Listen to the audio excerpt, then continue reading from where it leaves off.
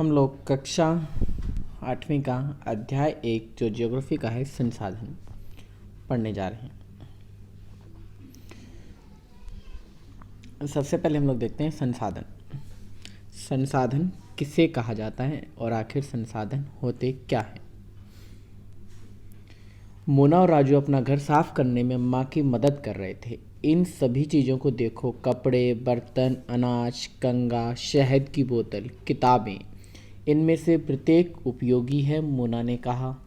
इसीलिए ये महत्वपूर्ण है, अम्मा ने कहा। ये संसाधन है। अब देखो इनके द्वारा संसाधन किसे बताया गया है। वे सारी वस्तुएं जो हमारे काम में आती हैं उन्हें संसाधन कहा गया है। संसाधन क्या है? प्रत्येक वस्तु जिसका उपयोग आवश्यकताओं को पूरा करने के लिए किया जा सकता है वह संसाधन है। यानी कोई भी वस्तु जिसका उपयोग हम लोग आवश्यकताओं को पूरा करने के लिए करते हैं उसे संसाधन कहा जा सकता है। कोई भी वस्तु है जिसका उपयोग हम अपनी आवश्यकताओं को पूरा करने के लिए कर रहे हैं उसे हम लोग संसाधन कहेंगे। उदाहरण के लिए हम लोग कपड़े, बर्तन, अनाज, कंघा, शहद की बोतल, किताबें, ये सब हमारे उपयोग की वस्तुएं, इनको भी हम संसाधन कह सकते हैं। आगे देखते हैं। अपने चारों ओर देखिए और निरीक्षण कीजिए। आप संसाधनों के विविध प्रकारों को पहचानने में सक्षम होंगे। आप प्यास लगने पर जो जल पीते हैं, आप अपने घर में जिस विद्युत का उपयोग करते हैं, जल हो गई, विद्युत हो गई, सब संसाधन है। स्कूल से घर पहुंचने के लिए उपयोग किया गया रिक्शा भी संसाधन है। पाठ्य पुस्तक जिसका उपयोग आप अध्ययन के लिए करते हैं, ये सभी संसाधन हैं। आपके पिता ने आपके लिए नाश्ता तैयार किया, उन्होंने जिन ताज़ी सब्जियों का उपयोग किया वे भी संसाधन है। जल, विद्युत, रिक्शा, सब्जियां और पाठ्य पुस्तक सभी में कुछ एक जैसा क्या है? उन सभी वस्तुओं का उपयोग आपके द्वारा किया जाता है, इसलिए वे उपयोगी हैं। एक वस्तु अथवा पदार्थ की उपयोगिता अथवा प्रयोज्यता उससे संसाधन बनाती है। यानी कोई वस्तु जो हमारे लिए उपयोगी होती है वैसे संसाधन बनाती है। किसी भी वस्तु की जो उपयोगिता होती है वो उसे संसाधन बनाती है। कोई भी वस्तु जो हमारे लिए उपयोगी बन जाती है वो संसाधन कहलाती है। राजू अब जानना चाहता है कि कोई भी वस्तु संसाधन कैसे बनती है। यानी राजू भी जानना चाहता है किसी भी वस्तु को हम संसाधन कैसे कह सकते हैं और संसाधन कैसे बन जाती है। अम्मा ने बच्चों को बताया वस्तुएं उस समय संसाधन बनती है जब उन कोई मूल्य होता है। कोई मूल्य अर्थात वो हमारे किसी काम में आने लग जाती है तो वो संसाधन बन जाती है। इसका प्रयोग उपयोगिता इस मूल्य पर प्रदान करते हैं। सभी संसाधन मूल्यवान होते हैं। यानी जो भी वस्तु हमारे काम की होती है वो संसाधन होती है और वो मूल्यवान भी होती है। अम्मा ने कहा मूल्य का अर्थ महत्व होता है। यहाँ मूल्य का अर्थ महत्व है, यानी कोई भी वस्तु जो हमारे महत्व की है वो संसाधन है। कुछ संसाधनों का आर्थिक मूल्य होता है जबकि कुछ संसाधनों का आर्थिक मूल्य नहीं होता। उदाहरण, धातुओं का आर्थिक मूल्य होता है लेकिन एक मनोरम भूदृश्य का आर्थिक मूल्य नहीं होता, परंतु ये दोनों महत्वपूर्ण हैं और मनुष्य की आवश्यकताओं को पूरा करते हैं। कुछ संसाधन समय के साथ आर्थिक रूप से मूल्यवान हो सकते हैं। आपकी दादी के घरेलू नुस्खों को आज कोई वाणिज्यिक मूल्य नहीं है, लेकिन यदि वे पेटेंट करने के उपरांत मेडिकल फर्म द्वारा बेचे जाते हैं तब वे आर्थिक रूप से मूल्यवान हो जाते हैं।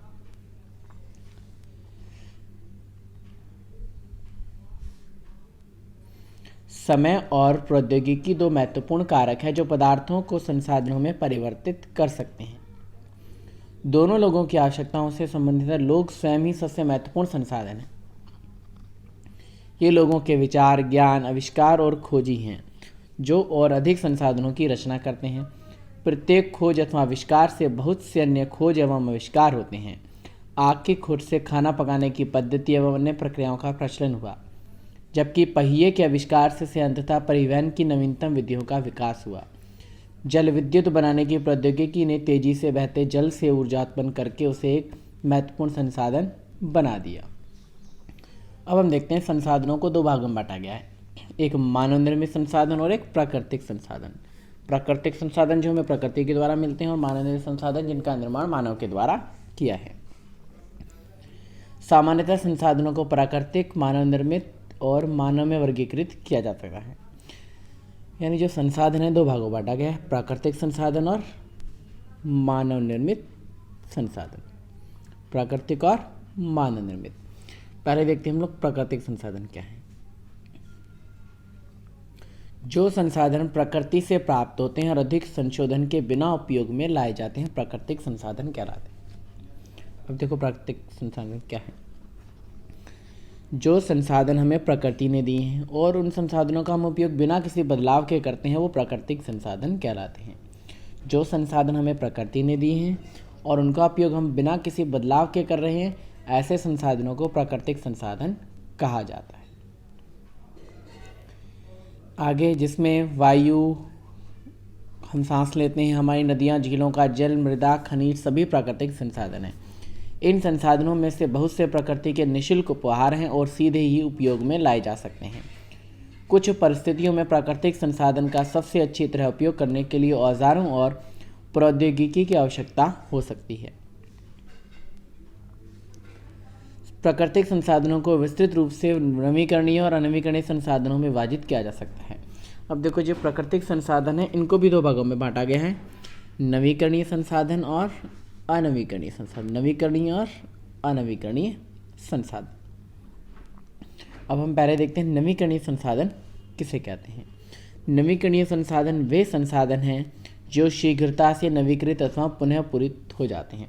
नवीकरणीय संसाधन देखो वो संसाधन होते हैं जिनका उपयोग हम दोबारा भी कर सकते हैं और जल्दी वो दोबारा नए संसाधनों के रूप में परिवर्तित हो जाते हैं। यानी जिन संसाधनों का उपयोग हम बार बार कर सकते हैं, दोबारा वो निर्माण होता रहता है बहुत जल्दी समय में, तो वो नवीकरणीय संसाधन कहलाते हैं। इनमें से कुछ असीमित हैं और उन पर मानवीय क्रियाओं का प्रभाव नहीं होता, जैसे सौर और पवन ऊर्जा। लेकिन फिर भी कुछ नवीकरणीय संसाधनों जैसे जल, मृदा और वन का लापरवाही से प्रयोग किया गया उनके उपयोग भंडार को प्रभावित कर सकता है।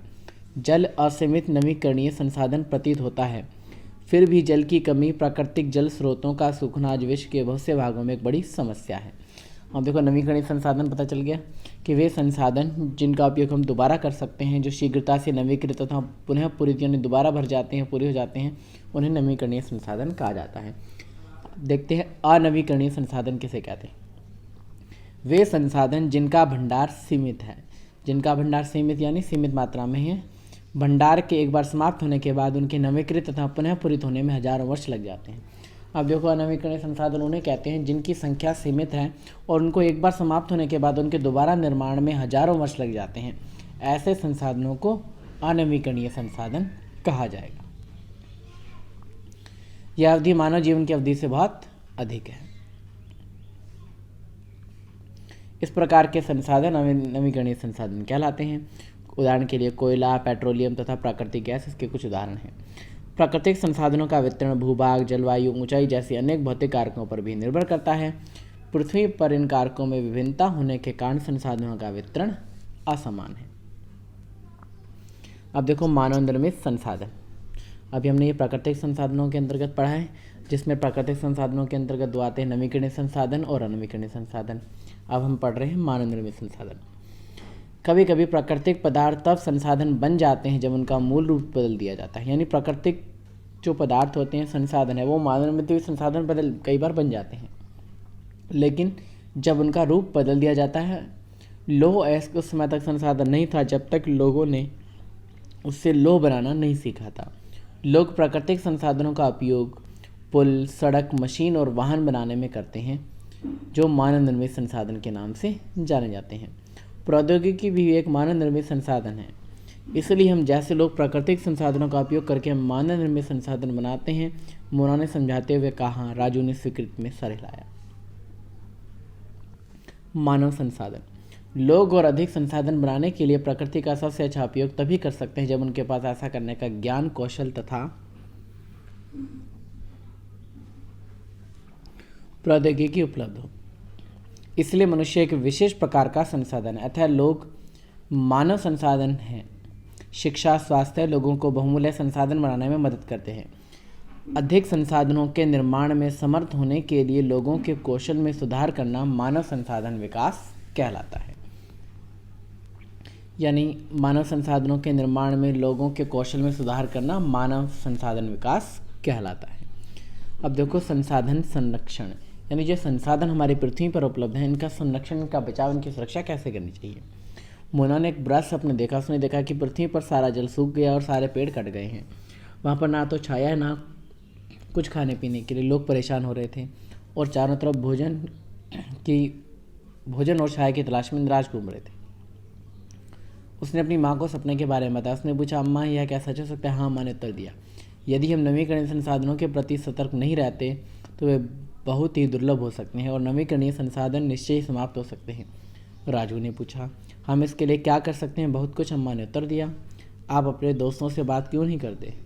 संसाधनों का सतर्कतापूर्वक उपयोग करना और उन्हें नवीकरण के लिए समय देना संसाधन संरक्षण कहलाता है। देखो, संसाधन संरक्षण क्या है?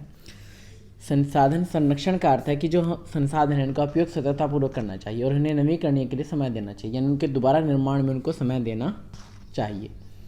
संसाधन संरक्षण किसे कहते हैं? अगर उसके क्वेश्चन होगा तो उसका आंसर यहाँ से लिखना होगा। संसाधनों का सतर्कतापूर्वक उपयोग करना और उन्हें नवीकरणीय के लिए समय देना संसाधन संरक्षण कहलाता है। संसाधनों का उपयोग करने के लिए आवश्यकता और भविष्य के लिए उनके संरक्षण में संतुलन बनाए रखना सतत पोषणीय विकास कहलाता है। यानी संसाधनों का उपयोग आवश्यकता के अनुसार करना और भविष्य के लिए उनके संरक्षण में संतुलन बनाए रखना, यानी उनका उपयोग इस प्रकार करना कि भविष्य में आने वाली पीढ़ी भी उनका उपयोग कर सके। इसे सतत पोषणीय विकास कहा जाता है। संसाधनों के संरक्षण के अनेक तरीके हैं। प्रत्येक व्यक्ति उपभोग को कम करके वस्तुओं के पुनः चक्रण और पुनः उपयोग द्वारा योगदान दे सकता है। अंततः यह एक विभिन्नता बनाता है क्योंकि सभी जीवन एक दूसरे से जुड़े हैं। उस शाम बच्चों और उनके मित्रों ने पुराने समाचार पत्रों, व्यर्थ वस्त्रों तथा बांस की डंडियों से लिफाफे और खरीदारी के थैले बनाए। मोना ने कहा, हम इन वस्तुओं में से कुछ वस्तुएं इन परिवारों को देंगे जिन्हें हमें जानते हैं। मुस्तफ़ा ने कहा, अपने संसाधनों को बचाना और हम पृथ्वी को सजीव रखना यह बहुत एक अच्छा कार्य है। जेसी ने कहा, मैं बहुत ही सतर्क रहूंगी कि कागज़ व्यर्थ ना हो। उसने स्पष्ट किया, कागज़ बनाने के लिए बहुत से पेड़ों को काट दिया जाता है। मैं ध्यान रखूंगा कि मेरे घर में विद्युत व्यर्थ ना हो। मुस्तफ़ा ने जोर से कहा, विद्युत और जल कोयले से मिलती है। मैं विश्वास दिलाती हूँ कि घर में जल बेकार नहीं होगा। जल की एक एक बूंद मूल्यवान है। आशा ने कहा। बच्चों ने कहा, हम सब मिलकर अंतर ला सकते हैं। यह कुछ कार्य मोना, राजू और उनके मित्रों ने किए। आपका क्या विचार है? आप संसाधन संरक्षण में कैसे मदद करने जा रहे हैं? हमारी पृथ्वी और इस पर निवास करने वाले लोगों का भविष्य पेड़ पौधों और पारितंत्र की सुरक्षा और संरक्षण से जुड़ा है। अब यह सुनिश्चित करना हमारा कर्तव्य हो जाता है कि सभी नवीकरणीय संसाधनों के उपयोग सतत पोषणीय हैं। पृथ्वी पर जीवन की विविधता संरक्षित की जाए। प्राकृतिक पर्यावरण तंत्र की हानि को कम से कम किया जाए। इसी के साथ ही हमारा अध्याय समाप्त होता है।